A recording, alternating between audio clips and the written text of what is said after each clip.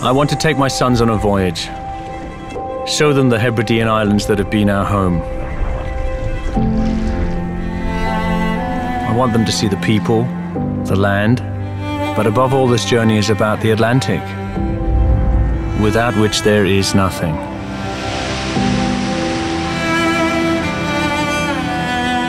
Scotland is the land of my fathers. This country has shaped my life and the lives of my boys. From the natural beauty that surrounds us, to the history that is written across these islands, and the craft and the hard work of the people that live here. For 11 years, I've dived for scallops. I love the freedom, but I'm now coming to the end of this underwater life. Working at sea has taught me many lessons, but the most important is knowing when to walk away. I want to experience these islands now from a different perspective and travel across these waters in a new way.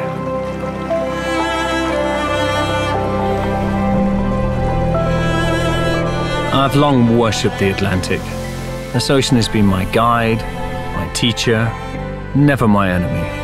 And here, just like any wilderness, the feeling of being completely ignored is just the same. It's what freedom feels like.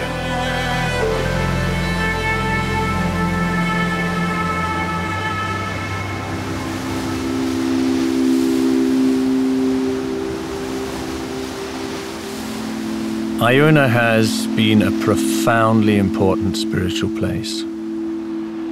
For centuries, it was said to be the final resting place of Scottish kings.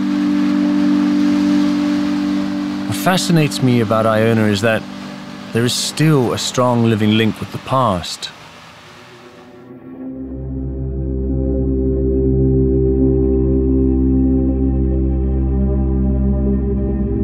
In 563 AD, St. Columba arrived with 12 followers and established his monastic community here.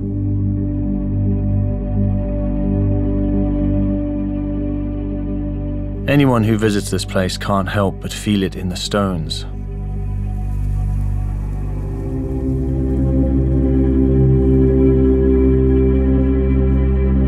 There's something about the peace of Iona that inspires thought, reflection, and for some, prayer.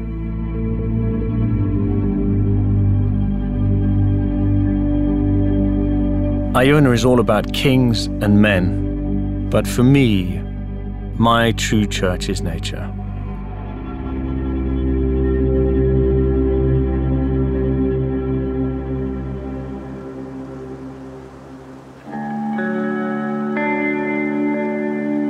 I love the feeling of the waves, the call of the birds, and the sheer drama of sea, stone, and sky.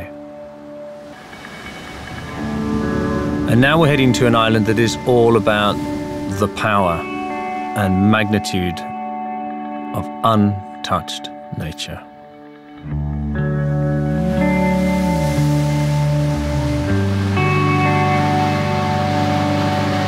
The first time you see Fingal's Cave, you understand why it inspired Mendelssohn, Keats, Wordsworth. This is nature's cathedral, written in stone.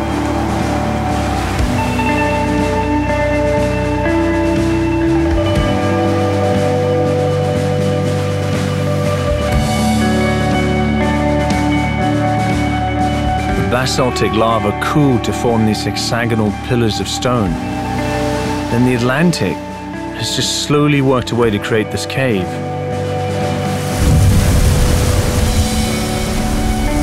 The Gaelic name for this place is Melodic Cave, and when you just listen to the sound of the waves, you understand why.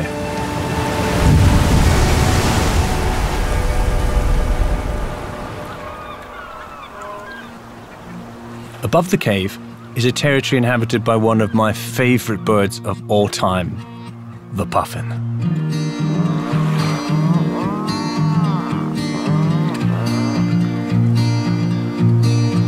They honestly look like they've been painted. It's really special to see this place with my sons, who, although they've spent most of their lives here, have never got so close to puffins before.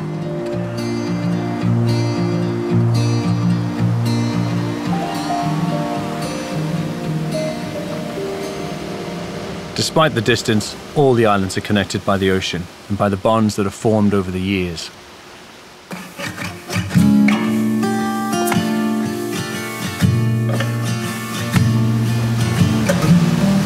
Set along the shores of Loch Spelvey, Inverlossell Mussels is one of many diverse marine businesses that thrive in Scotland.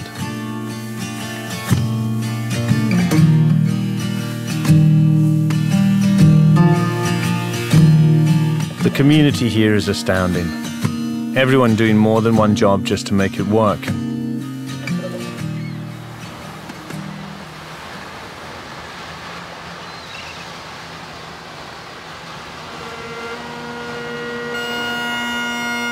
We're now meeting one man that captures that spirit in music.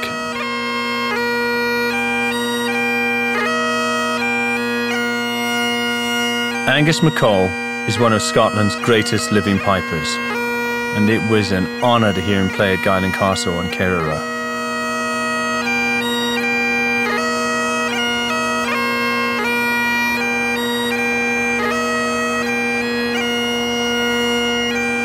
Angus's music is all about connection, not only to the people and the past, but also to the islands and the sea that connects us all.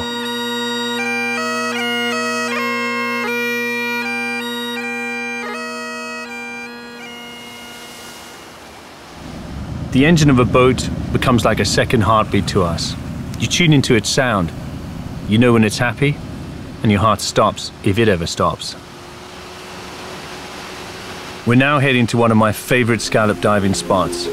But first, we must navigate one of the most notorious stretches in these seas.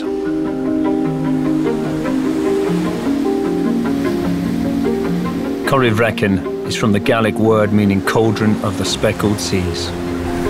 Our voyage now takes us through this treacherous channel, whose ferocious currents and whirlpools have terrified mariners for generations. There's such power in these millions of tons of water, moving with such force at the command of the wind and the moon. A good boat, a great engine, and profound humility are needed in places like this.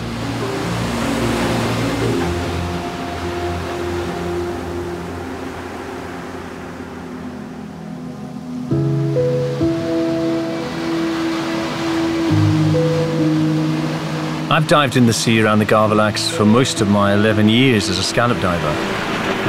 And it feels right that we are finishing our voyage here, and I'm sharing this moment with my sons.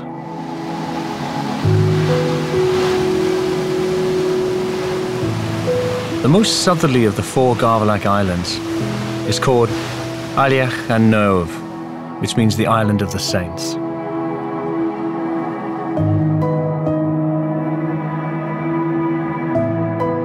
I've always loved this spot, and there are ruins dating back to 542 AD.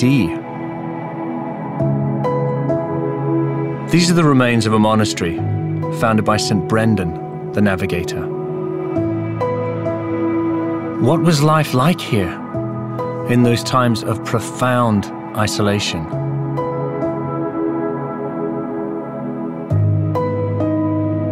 They would have looked over there and all around us here and just seen much the same.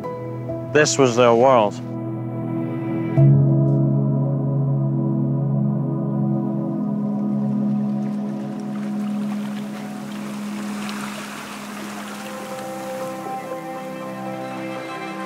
There's an old saying which I really love.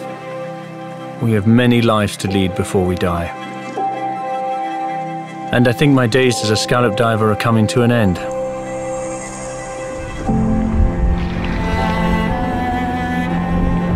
These waters have taught me how to be humble and to know when it's time to walk away.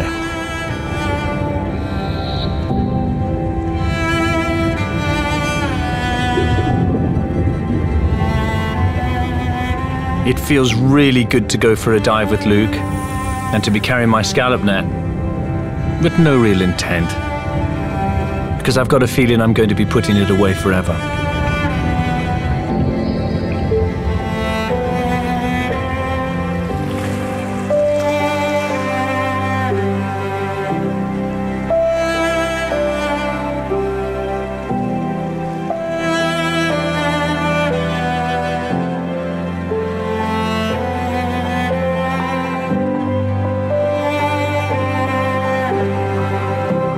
We cook our day's catch simply, and there's no better way to cook incredible shellfish. But I never get over the feeling of luck in my life to have had this chance, to learn the skill of diving for scallops, and to learn and find my way around places like this.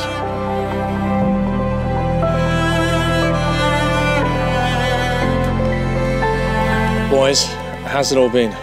It's been absolutely amazing, start to finish. It's been an incredible journey. So many places, seen so many things. It is amazing travelling by boat, actually, isn't it? If you think about it, we've been to so many different places just west of Scotland.